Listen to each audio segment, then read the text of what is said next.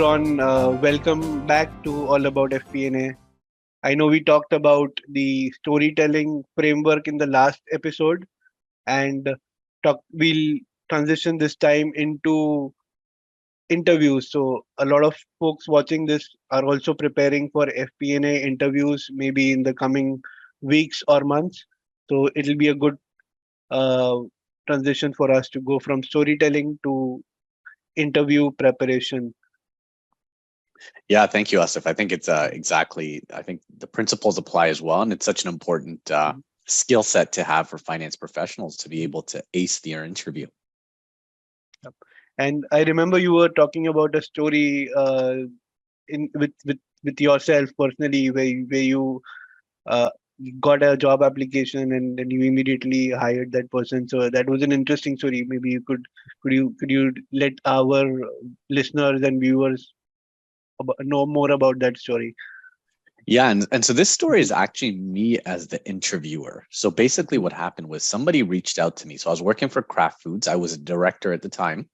And I got a phone call, just a bit of a random phone call. And somebody on the other line, she was really interested in working for Kraft Foods, right? And, interestingly enough, I didn't always accept phone calls like that, but I was very intrigued. And so she said, look, I really want to work for Kraft Foods and I have a tremendous passion for it. And so I said, okay, so tell me more. And what she said was something I've never actually heard it before. So she said, look, I've prepared a presentation for you. Can I share it with you? And so I had lots of people ask me for jobs, ask me for interviews, ask me for connection, but I'd never had somebody taken it to the next step where they said, look, I've actually prepared a customized presentation for you. And she sent it to me and it was a 15 to 20 page presentation explaining why she thinks she's a good fit for the company and the things she would do to help us in that specific department. So she had researched me. She'd found out I was in supply chain finance. And so she had done a customized presentation for me. And I was so impressed. What I did was I introduced her to one of my managers in Montreal, which is a city just a few hours from where I worked. And basically one thing led to another, and she actually landed the job. So for me, it's a wonderful story that shows the power of initiative. And so she took initiative. And then she was able to land it right from scratch to contacting all the way to working. And she ended up working for a few years on my team and is still in contact with me. So one of the big things I always teach in this is about the power of initiative and attitude. This reminds me, a very similar incident happened with me in my organization. So we were looking for a senior finance person. We were looking for somebody to join us. And I was on the interview panel. I was not the deciding authority. It was the deciding authority was the CFO and the India business lead for my organization. So we interviewed a bunch of folks. We interviewed 4 different or 5 different folks, and there was a tie between the two, and we could not decide who should we pick.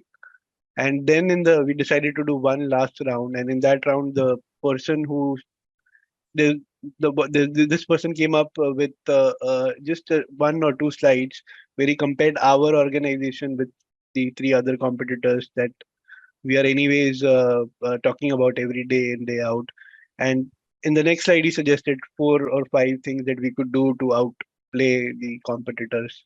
And immediately that won him that he got that job. And my CFO and the business head were like, even if he asks for 30, 40, 50% higher, let's get this guy. Yeah, I mean, Yeah, that's an right. amazing story, right? And kind of simple, right? It takes work, it takes discipline, but that little bit of extra effort or that last mile can take you so much further. And that's so powerful, 30 to 40% more. And actually reminds me of another story on my side, which actually I came out on the losing side. So I was in an application for a CFO job, and that's actually right in contention. I made it to the final 2. So for all the candidates, me and this other candidate, and we probably had 4 or 5 interviews. And some of these were 3 to 4 hour interviews, meetings, breakfast, dinners. It was a very, very serious interview process. And unfortunately for me, the very last interview was with the owner of the company. And I think I was 1 or 2 minutes late. And Interestingly enough, I honestly still don't know how it happened. It was my mistake and I own it. And I feel like that might have been the deciding factor because sometimes it comes down to the slimmest Yep. margins. And that's something I will never do again. Right. And I always encourage people try to plan to be there an hour early. Now when I have training sessions that I do for companies, I try to be there at least an hour early because if there's traffic or if there's something else. So again, it's these little details that matter a lot in this process. Interesting. Yep, yep. I think being on time is one of the important things, and might be the deciding factor if you're competing with. So what are the other? So if you have like four candidates or five candidates, and you see like two or three of them are very similar in terms of experience, in terms of your interaction in the interview. So how do you decide between the three or two candidates? Yeah, I'm a big believer in attitude and energy over skill, right? So Hmm. certainly there's certain jobs where you need a certain skill set. Let's say I was Hmm. looking for an experienced FP&A professional. I would look at the candidates and then, to your point, if they were kind of tied or, very similar, I would say, look, what's the energy, attitude, Hmm. curiosity that the person brings to the table, right? So in that particular case, one of the biggest skill sets I look for in FP&A is curiosity. When they Hmm. see something, are they interested in the details? Are they looking to see what are competitors Hmm. doing? What are the questions they're asking? So I think for me, it's that attitude, that energy that comes through in the entire interview, right? And that to me is Hmm. always something I looked for when I was hiring people. Amazing. And maybe this is a good transition for us to move to the framework that you wanted to share today. So it'll be very useful if we can cover how we can bring this energy, attitude, and curiosity using the framework that you have for us. Yeah, fantastic. So the way I like to think about an interview process, right? So for anybody who's going to go through an interview, it's a what I call a 3P framework, right? So the Mhm. first one is prepare, right? So spend a lot of time preparing, and we'll go into it. The Mhm. second one is around practicing, right? Mhm. So I believe in deliberate practice and saying, look, it's not about just going into the interview and being asked the questions for the first time. You almost have to simulate it. You can even, ask a friend. So let's say I was going for an interview. I could say, hey, Asif, do you mind running me through an interview or doing a mock interview? Mhm. And last but not least, it's when you get into that interview, it's around performing. It's about having the confidence to be your very, very best. And again, I think that preparation, the practice, and then performing is really, really powerful. Yep. Yep. Yep. Okay, so let me get into preparing, Mhm. right? So again, it's not rocket science, but it takes time, it takes effort, right? So what I would always do is I would start broad. I'd say, look, what is the industry? Like, what is the industry I'm looking at? And how do I ensure I really do a deep dive into that industry to see who are the market leaders, who's winning, who's losing, what are some current innovations, and really dive into saying, look, I want to get a good understanding of the industry. If I have people in that industry, I'd say, look, let me call them up, let me talk to them, let me go out for breakfast with them and really get a good landscape of the industry and who the major players are. Mhm. Then I would go a little deeper to say, okay, this is the company I'm going for. So I'll use an example. Let's say Kraft Foods. When I worked there for 15 years, Yep. I would then go to their website. I would research, hey, what are the divisions they have? What are the innovations they have? What are their vision, values, and everything about them? And what I would actually do is I would put them into a document for myself, right? And I'll Mhm. tell you how that document comes to fruition. Then I would do a research a little deeper to say, look, do I have the names of the people who I'm interviewing with, right? And again, the wonderful world of LinkedIn can be super, super helpful here to say, look, Mhm. if it's an HR interview, go into that person's profile and understand how long have they been at the company. What are their interests outside of the company? Who are they following, right? Are they following Richard Branson or are they following somebody else? Mhm. And that could help you really, really get into their world, right? And then last but not least, it's actually spending time on understanding how your experience Mhm. can benefit the company, right? So it's about saying, look, even if I'm in a different industry, but let's say I have FP&A Mhm. experience in food and I'm applying for a retail job, it's like, how do I now take all my research, put my skill set together, and then bring that all together to say, look, how am I a great candidate for the role? And how can I Mhm. make a meaningful Mhm. difference for them? Right. And that Yep. carries through in the entire interview. Right. And this is very similar to the steps I share with my students while they go for interview. So I ask them exactly very similar steps to take. So I ask them to go to the company's website, the relations section, go there, download their annual financial statement. You also see a lot of quarterly investor presentations, which are much more detailed, where you see a lot more behind the numbers. Where in the financial statement, you just see revenue as one single line. In the investor presentations, you see that revenue broken down by, say, products, by different business units, by different geographies. So I think I fully agree. Like being prepared makes you confident, and also it gives you enough material to talk about when there's a good uh, topic in the interview. That's you can bring up good topics to talk about during the interview. Yeah, no, I really like that. And look, it's even very Mhm. important. Let's say a company is struggling financially. The last few quarters have been a tough few quarters, right? Yep, yep. And if you go into that interview knowing that and Mhm. saying, look, I Mhm. fully understand that and I fully Mhm. understand the landscape, it really helps you going in, right? And you can have a Yep. good conversation. And for me, a lot of my conversations were with CFOs or directors or VPs. Mhm. And it's a must. You need to understand it. And Yep. then again, for me as an interviewer, I've interviewed hundreds of people in my career. And I would ask a very simple question. I would say, hey, tell me why this company is of interest to you. And a lot of Mhm. times a person would do a fairly decent job, right? Mhm. But then I'd even go into, okay, tell me what your favorite brand of the company is.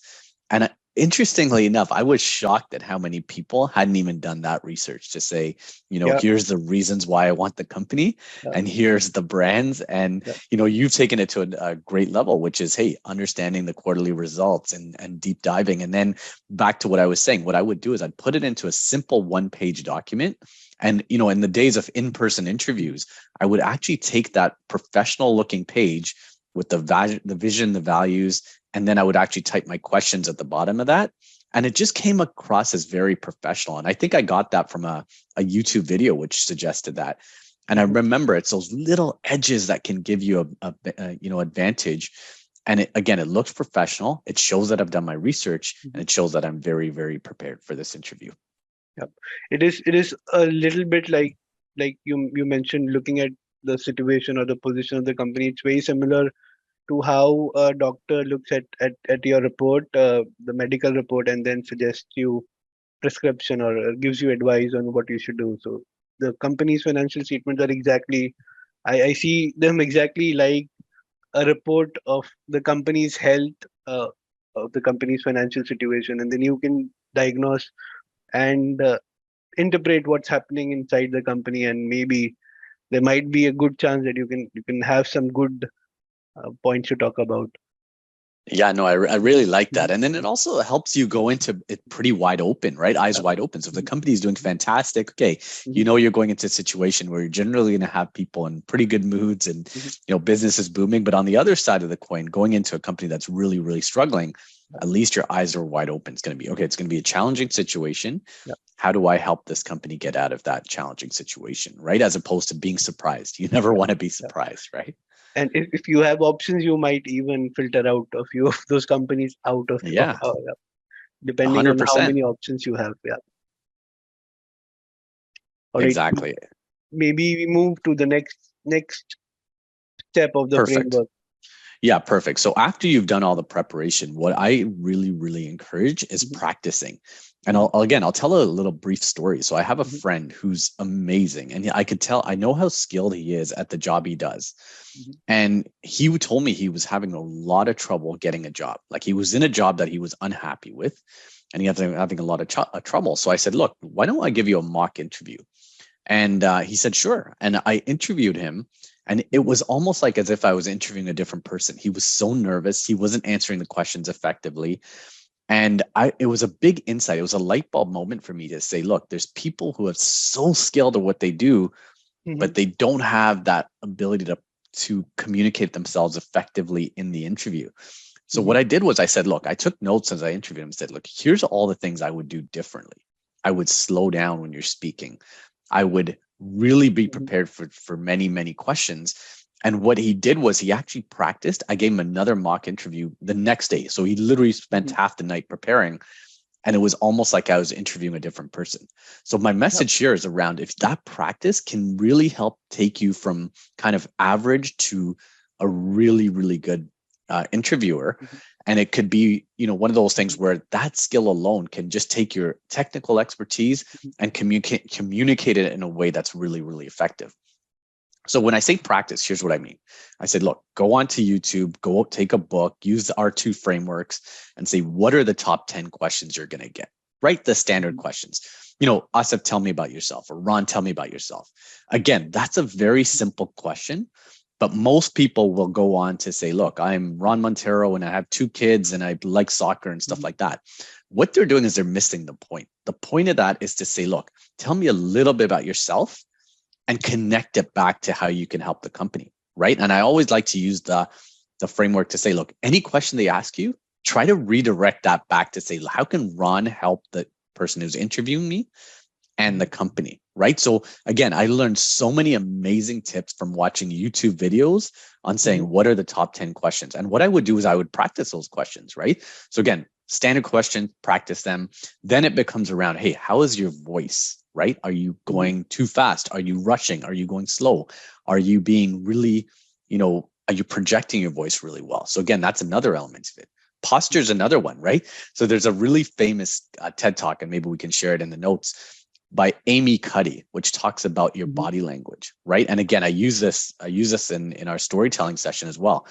But she talks about most people in interviews, before the interview, they're kind of sitting over hunched, like, in a chair, when they should actually be open up, right? To say, look, I want to use my body as a tool, right? Your body language. And one of the simplest thing is record yourself, on a Zoom meeting, on your phone, whatever it is, record yourself answering these questions and practice, practice, practice. It leads to a lot of, you become much, much better at interview Mhm. skills. And one of the things that's always a little hard is maybe ask somebody you really admire to ask to do an interview with you, and ask them to give you feedback, and Mhm. take that feedback really, really seriously, right? Because that's one of the things that can really help you get to the next level. And some people actually say, look, I'm bad at interviews. To Mhm. me, that's a big pet peeve of me, because I know, just like any other skill, if you put your mind and energy towards improving, that daily practice will lead Mhm. to great things, right? So for me, that practice time, often Mhm. neglected, is so, so important. Yep. Yep. And this is also the reason when you give like 2 or 3 interviews, usually you do better in the third one or the fourth one because you are actually practicing live. So it happens with me a lot when I have to find a job. Usually my first 2 interviews don't go well, but it's because of practice. And when you do the first 2 interviews, you actually get that practice in real time. Yeah, amazing. And think about if you're doing those first two in a safe environment where it's Yep. just a mock interview, right? Then your first real interview will be the third interview, or the fifth, whatever you want to Yep. say, and you'll be that much further ahead. It's Mhm. so powerful. All right. That brings us to the next. I'm curious, what's the next P in our framework? Yeah, yeah, yeah. I love using frameworks. So the last P for me is what I call perform, right? So it's like, look, you now have the interview, you're Mhm. going in, right? So we mentioned be on time. I actually put a jacket on for this interview because I wanted to demonstrate dress well, do the little things that make a difference, right? So Mhm. then when you get to the interview, right? So even if it's virtual, or let's say physical in this case, you're actually going to a company. What I always say is there's a famous book, How to Win Friends and Influence People, that Yep. has a lot of simple things that come across in the interview. So first thing, smile, be enthusiastic. And one of the things is I heard this story about, there's a secretary or an admin assistant who was basically administering interviewees, right? So she was, and what the person who was actually doing the interview said is, look, I always go to my admin assistant and ask about how the person was to them, right? Because Yep. several people will come in and they'll introduce themselves and they'll be, hey, can I speak to us if I've got an interview with them? But they won't even take the time to acknowledge the person who's there. And so Yep. the first thing is smile, be enthusiastic, be Mhm. nice to everybody. And look, I mean this in a very authentic way. I don't want to come across as saying be fake. No, be Yep. really authentic and ensure you use that body language, the smile, the energy, the enthusiasm to your advantage, right? One of the things that I consider maybe a level 201 or 301 is, let's say I come into an interview with you, Asif, and you ask me, hey, how's your day going? I say, pretty good. I was like, how's your day going, Asif? And okay, two potential options. One is you could say, oh, my day's fantastic. I just had a great Christmas party, and I'm looking forward to the next cricket match. And let's say you kind of go on for a little bit. It's a big clue to me to say, look, Asif likes conversing. He's okay with a little bit long-winded answers. It's a free-flowing conversation. But what if you said, it's good, how are you? Right? If you just kind of gave me two words, it's a big clue to say, okay, Asif is a busy guy. He wants me to be direct, succinct, to the point, right? And how many times have you been in an interview session where you're actually being interviewed, or you're the interviewer, and you feel like you're rambling on and on and on, right? If the person who's interviewing was a direct to the point person, and the person just goes on forever, it's not a good sign. So again, it becomes in the moment, become really skilled at assessing how is the person who's interviewing you's body language. Are they following you? Are they tracking you? Are they enthusiastic? And if not, okay, what can I do a little bit differently to really, really take it to the next level, right? So it becomes using that practice, using the preparation, and in the interview setting, bringing that all the way through to the end, right? And making sure you come across as, hey, I'm the person who is the best fit for the job. Connecting all your answers back to, hey, here's how I think I can help the company. Here's some of the things I would do in the first 90 days, right? All these type of things will really, really help you as you go through the interview. Amazing. And so we talked about during the interview, we talked about the practice before the interview. What would you do after the interviews? And so you're done with the interview, it's a good interview. You're feeling good about it. Are there any steps we should take after the interview? Maybe send a thank you note, something like that. Yeah, and let me back up a little. I should have said this in the perform stage. So one of the biggest things is to prepare really good questions for the person who's interviewing you. I've been in many, many situations where, okay, we'll get to the interview. It's a pretty good interview, and I'll say, hey, what questions do you have for me? And I would always leave time for the other person. And many times, surprisingly, I would just get no questions, right? And to me, that was a big turnoff, right? So I would definitely have 3 to 5 questions and ask permission. Say, hey, do you mind if I ask you a few questions, right? So Asif, tell me what the first 90 days of the job would be. Tell me what a person who aces this job would do in the first 60 days. What are some ways to prepare for this job in advance of the job? Tell me your management style. I mean, you could come up with hundreds of questions. What you want to do is come up with 3 to 5 really, really good questions. And again, the practice really starts becoming, okay, so now if you can incorporate things you've actually talked about in the interview, then it takes it to the next level. You can start with, hey, here's the questions I had before, but then if something really intrigued you, right? So let's say you said, look, there's a big project we're working on. So you could say, hey, tell me a little bit more about that big project that you're working on that you referred to, right? So then it again connects to that you're really listening to the person who's interviewing you, right? Because listening is just as important in the interview as talking, right? So again, that part of questions. And to me, as soon as people said, no, I don't have any questions, I was like, okay, I can't in good faith move forward with this because I have so many other candidates who've actually spent the time preparing. So getting back to your question. So what I would do after is I would always send a really personal thank you note, right? To say, thank you for interviewing me. And again, incorporating some of what you talked about in the interview is really, really powerful. Right. So again, I'll use the project. So, hey, I would really appreciate the chance to work on this team and how you can connect it, as opposed to thank you for your time and consideration. Goodbye, Ron Monteiro. No, it's like a couple of paragraphs, not too long, but kind of brief, but also really, really value added. And, sometimes, a couple of weeks later, you might not hear back. I always encourage people, just follow up again, right? Just follow up again. And, the odd time, let's say you didn't get the job. It's important to then say, okay, can I have a meeting? Can I have a chat for 10, 15 minutes just to say, hey, what can I do differently? Right? Because I'm a big believer in learning from experiences. And look, seven times out of 10, you might not get a response, but I always believe it's worth trying. Right? So really, really important to end off on a really good note with a really, really good thank you note. On the first part, the questions that you talked about, Now I was just remembering the 10 interviews I took in the last few months, and in most cases, the person who got hired was the person who asked more questions and was more curious. So asking questions is also one way that you can show your curiosity and you can show your initiative that we talked about earlier when we started our conversation. So it is one of the way you can demonstrate that as well.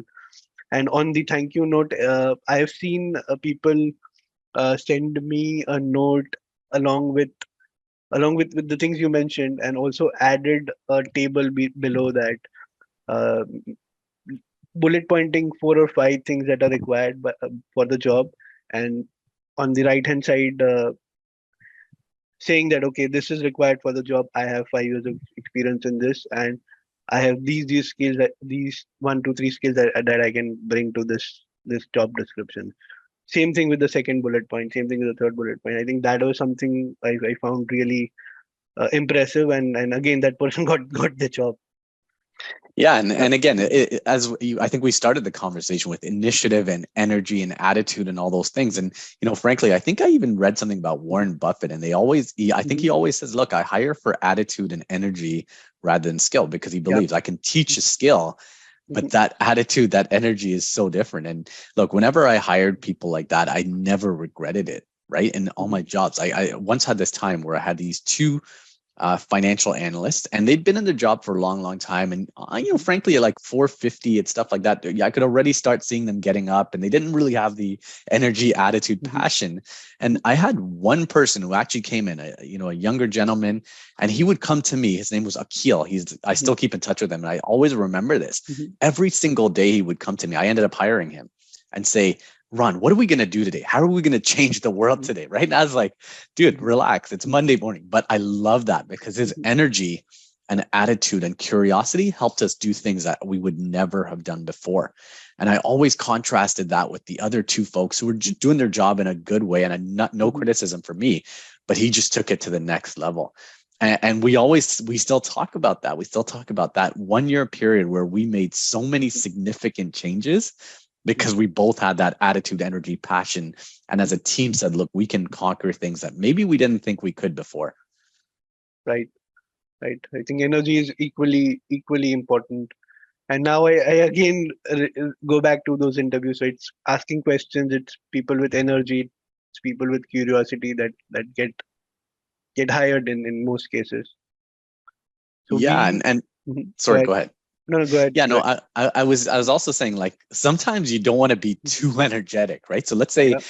you're going for a tax job and the person who's interviewing is very kind of methodical in their interview, and if you're all over the place and going crazy and stuff like that, it might not be the best fit. I mean, frankly, if that's your natural personality and it's not a job that Mhm. requires that. So again, I want to emphasize, like, it's being very skilled at understanding what Right. are the right skill sets for the job, and sometimes a calm, composed Mhm. demeanor might be the best way to approach it.